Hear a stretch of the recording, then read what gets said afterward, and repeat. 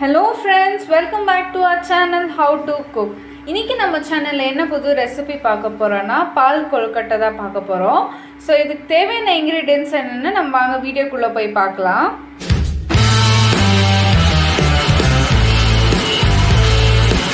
So இப்போ பாத்தீங்கன்னா நான் வந்து ஒரு 50 to 60 grams of அரிசி மாவு எடுத்துர்க்கேன்.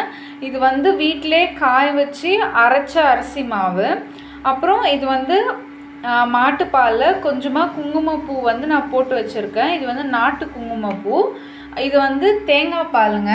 ஸோ இந்த தேங்காய் பால் வந்து ஃபஸ்ட்டு தேங்காய் பால்னு சொல்லுவாங்க. இது வந்து திக்கான தேங்காய் பால். இது வந்து ரெண்டாவது தேங்காய் பால். அப்புறம் ஒரு 50 grams ஆஃப் சர்க்கரை எடுத்து வச்சுருக்கிறேன். அப்புறம் ஒரு கிளாஸ் பால் எடுத்து வச்சுருக்கேன். இதுதான் இதுக்கு தேவையான இன்க்ரீடியன்ட்ஸ். எப்போவுமே இந்த மாதிரி அரிசி மாவு ஐட்டம்ஸ் எடுக்கும் போது சலிசி எடுத்துக்கோங்க. ஏன்னா அங்கங்கே திரியாக இருந்துச்சுன்னா அது வந்து சாப்பிட்றதுக்கு நல்லா இருக்காது. ஸோ நெக்ஸ்ட் ஸ்டெப்பாக இது நம்ம எப்படி மிக்ஸ் பண்ணலாம் நான் பார்க்கலாம் வாங்க. நான் ரொம்ப முக்கியமான ஸ்டெப் இந்த மாவு நம்ம உண்டை பிடிக்கிறது தான். ஸோ இந்த மாவு வந்து நான் என்ன பண்ண போகிறேன்னா ஒரு பேனில் வந்து நான் அப்படியே இதை கொட்டிக்க போகிறேன். ஸோ நான் எல்லா மாவும் கொட்டி எடுத்துட்டேன். அடுத்து வந்து நம்ம என்ன பண்ணோன்னா நான் வந்து கொஞ்சம் தேங்காய் துருவி வச்சுருக்கேன். இந்த தேங்காய் வந்து ஆப்ஷனல் தாங்க. நான் வந்து இந்த டேஸ்ட் என்ஹான்ஸ் பண்ணுறதுக்காக தேங்காய் போட்டிருக்கேன். அப்புறம் இந்த மாவுக்கு தேவையான ஒரு பிஞ்ச் சால்ட்டு, அப்புறம் சர்க்கரை கொஞ்சோண்டு, சும்மா ஒரு அவ்வளோன்னு போட்டுட்டு நம்ம என்ன பண்ணோம்னா இந்த மாவு வந்து நல்லா மிக்ஸ் பண்ணணும். இந்த மாவு வந்து நல்லா மிக்ஸ் பண்ணிவிட்டு நீங்கள் இந்த தேங்காய் வந்து நீங்கள் என்ன பண்ணணும்னா இன்னும் சின்னதாக நம்ம துருவி எடுக்கணும். இப்போ நான் என்ன பண்ண போகிறேன்னா ஒரு டேபிள் ஸ்பூன் மட்டும் இவ்வளோண்டு பவுடர் மட்டும் நான் தனியாக எடுத்து வைக்க போகிறேன். ஸோ இது வந்து நம்மளுக்கு திக்னஸ் க்யூஸ் ஆகும். இப்போது அடுத்தது நான் என்ன பண்ண போகிறேன்னா நான் வந்து சுடு தண்ணியை வந்து நல்லா காசி வச்சுருக்கேன். இப்போ அந்த சுடு தண்ணியை போட்டு நம்ம இந்த மாவை வந்து நம்ம மிக்ஸ் பண்ணி எடுத்துக்கலாம். ஸோ கொஞ்சம் கொஞ்சமாக போட்டு சைட் பை சைடு அதை மிக்ஸ் பண்ணி எடுத்துக்கலாம். ஸோ இந்த மாதிரி நம்ம மாவு வந்து சப்பாத்தி மாவு மாதிரி நம்ம பிசைஞ்சு எடுக்கணும். பார்த்திங்கன்னா அந்த தண்ணி நல்லா சூடாக இருக்கிறதுக்கு மாவு அவ்வளோ சாஃப்டாக வந்திருக்குங்க. பாருங்கள், சாஃப்டாக இருக்கிறது தெரியும்னு நினைக்கிறேன். ஸோ இப்போ வந்து இது நம்மளுக்கு எந்த ஷேப் பிடிக்குதோ அந்த ஷேப்பில் நீங்கள் வந்து உருட்டை பிடிச்சிக்கலாம். இந்த மாதிரி இல்லை பால். ஸோ அந்த மாதிரி உங்களுக்கு எந்த ஷேப் பிடிக்குதோ அந்த ஷேப்பில் நீங்கள் உருண்டை பிடிச்சிக்கலாம். மேக்ஸிமம் சின்ன சைஸ் உருண்டையாக பிடிக்க பாருங்கள். ஏன்னா நீங்கள் ரொம்ப பெருசாக பிடிச்சிங்கன்னா வெளியே வந்து வெந்து வந்துடும், ஆனால் உள்ளே வந்து மாவு வேக்காது, அப்படியே இருக்கும். ஸோ அதே மாதிரி சாப்பிட்டா நம்மளுக்கு வயிறு வலி வந்துடும். ஸோ நல்லா வந்து அதை பிசைஞ்சு எடுத்துகிட்டு இப்போ நம்ம வந்து இது உருண்டை பிடிச்சிக்கலாம். பாருங்கள், நான் மேக்ஸிமம் எவ்வளோ நார்மல் சைஸில் உருட்ட முடியுமோ அவ்வளோ சைஸில் உருட்டியிருக்கேன். இது இந்த ஷேப்பில் தான் வரணும், இந்த சைஸில் தான் வரணும்னு இல்லை. ஸோ நான் ஒன்று ஒரு ஷேப்பில் இருக்குது. ஸோ ஒன்று பார்க்குறதுக்கு பேர்ல் மாதிரி இருக்குது, முத்து மாதிரி இருக்குது. அடுத்த ப்ராசஸ் என்னென்னா இப்போ நான் இங்கே ஒரு கடாய் வச்சுருக்கேன். ஆனால் இன்னும் நான் கேஸ் ஆன் பண்ணல.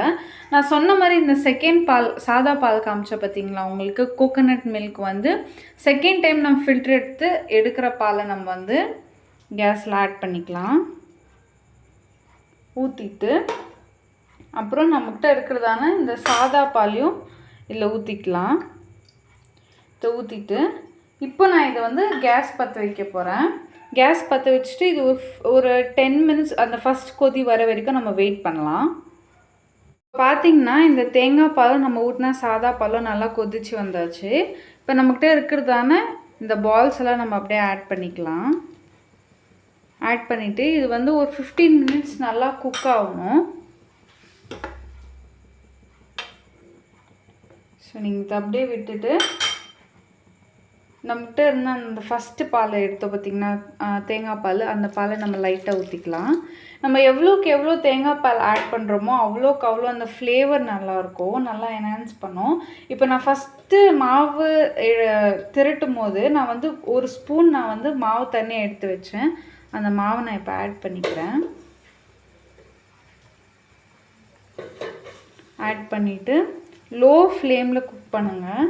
இது வந்து நல்லா குக்காகி வரணும். ஸோ நம்ம வந்து லோ ஃப்ளேமில் இதை குக் பண்ணிக்கலாம். அந்த தேங்காய் பால் சாதா பாலெல்லாம் நல்லா திக்காயிட்டு வந்துட்டுருக்கு. லோ ஃப்ளேமில் வைங்க. ஸோ இப்போ நான் என்ன பண்ண போகிறேன்னா, நம்மகிட்ட இருக்கிறதான இந்த சர்க்கரையை நான் ஆட் பண்ணிக்க போகிறேன். உங்களுக்கு எவ்வளோ ஸ்வீட் தேவையோ அவ்வளோ நீங்கள் ஆட் பண்ணிக்கலாம். இல்லை வந்து வெல்லம் சேர்த்துக்கிறேனாலும் வெல்லத்தை நீங்கள் வந்து கரைச்சிட்டு ஆனால் லைட்டாக கொதித்து அந்த பாகு எடுத்துகிட்டு நீங்கள் இந்த ஸ்டேஜில் நீங்கள் ஆட் பண்ணிக்கலாம். ஸோ நான் சர்க்கரை ஆட் பண்ணிவிட்டு ஒரு 3 ஏலக்காவை இடித்து இதில் சேர்த்துக்கிறேன். ஸோ இப்போ வந்து ஒரு 3 ஏலக்காய் நான் இடித்து சேர்த்துட்டு அப்புறம் என்கிட்ட இருக்கிறதான இந்த நான் காமிச்ச பார்த்திங்களா இந்த நாட்டு குங்குமப்பூ வச்சுருக்கேன். ஸோ அந்த பாலையும் நான் லைட்டாக மேலே ஊற்றிக்கிறேன். ஊற்றிட்டு இது வந்து நீங்கள் சிம் ஃப்ளேமில் குக் பண்ணணும். அதிகமாக நீங்கள் வந்து ஹை ஃப்ளேம் வச்சிட்டிங்கன்னா அது மேலே குக்காகி வந்துடும், ஆனால் உள்ளே வேகவே வேகாது. ஸோ மேக்ஸிமம் சிம் ஃப்ளேமில் குக் பண்ண விடுங்க. இது நல்லாவே பாயில் ஆகி வந்தாச்சு. நான் இந்த ஸ்டேஜில் என்ன பண்ணியிருக்கிறேன்னா, மீதமாக இருக்கிற இந்த ஃபஸ்ட்டு தேங்காய் பால் அப்படின்னா திக்கான தேங்காய் பால் இதில் இப்போது ஆட் பண்ணிக்கிறேன். ஆட் பண்ணிவிட்டு கொஞ்சமாக தண்ணி ஆட் பண்ணிக்கிறேன். இந்த ஸ்டேஜில் நீங்கள் ஸ்வீட்னஸ் செக் பண்ணிக்கலாம். ஸோ நீங்கள் வந்து நல்லா கலரி விட்டுட்டு ஸ்வீட்னஸ் வேணால் ஸ்வீட்னஸ் நீங்களும் செக் பண்ணிக்கலாம். இது வந்து நெக்ஸ்ட்டு டைம் இது திக்காகும் போது ஃபஸ்ட் டைம் ஒரு வாட்டி திக்காயாச்சு, அப்போ நம்ம வந்து சாதா பால் ஊற்றணும். இப்போ வந்து செகண்ட் டைம் வந்து திக்கான தேங்காய் பால் நம்ம ஊற்றிருக்கோம். இந்த வாட்டி திக்காச்சுன்னா இது குக் ஆகிடும். ஸோ தேங்காய் பால் வந்து நம்ம அப்படியே வந்து காலையில் குடிச்சிட்டு வந்தால் கூட அது ரொம்ப நல்லது. அது it is a good protein. அப்புறம் வந்து இந்த ஜிம்முக்கு போகிறவங்களுக்கு அந்த மசில்ஸ் எல்லாம் பில்ட் பண்ணுறவங்களுக்கு நல்ல ஒரு பெனிஃபிட் இது. நான் குக் பண்ணி அரௌண்ட் ஒரு 15 மினிட்ஸ் ஆயாச்சு. இப்போ உள்ளே வந்து நான் ஒரு லெட்டு போட்டு க்ளோஸ் பண்ணி வச்சுருந்தேன். இப்போ இது எப்படி பாயிலாக இருக்குதுன்னு பார்க்கலாம் வாங்க.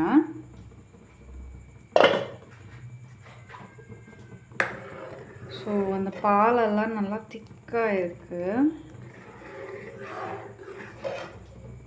ஸோ பாருங்கள் ஒரு பால்ஸுமே நல்லா வெந்திருக்கு. அப்புறம் நம்ம ஸ்டார்டிங்கில் போட்ட அந்த தேங்காய் பாருங்கள் நல்லா அந்த பால்குள்ளவே பைண்ட் ஆகிருக்கு. அப்போ நம்ம கடித்து சாப்பிடும்போது அந்த தேங்காய் வந்து தனியாக தெரியும். அந்த ஃப்ளேவர் ரொம்ப நல்லாயிருக்கும். ஸோ அவ்வளோதான், இது நல்லா குக் ஆயாச்சு. ஸோ இப்போ வந்து நம்ம இதை வந்து பிளேட்டிங்க்கு மாற்றிடலாம். பார்த்திங்கன்னா இது நல்லா குக் ஆயாச்சு. ஸோ நான் வந்து கேஸ் வந்து ஆஃப் பண்ணிவிட்டேன். ஒரு 5 மினிட்ஸ் இதை கூல் ஆக விட்டுட்டேன். ஸோ ஒரு 5 மினிட்ஸ் கழித்து நம்ம என்ன பண்ண போகிறோன்னா ஒரு சாஸருக்கு நம்ம ஷிஃப்ட் பண்ணிக்க போகிறோம்.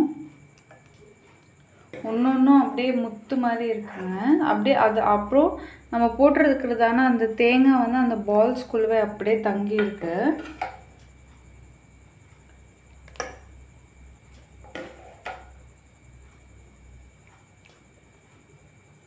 இப்போ பார்த்தீங்கன்னா நம்ம பால் கொழுக்கட்டை ரொம்ப நல்லாவே ரெடியாகி வந்திருக்கு.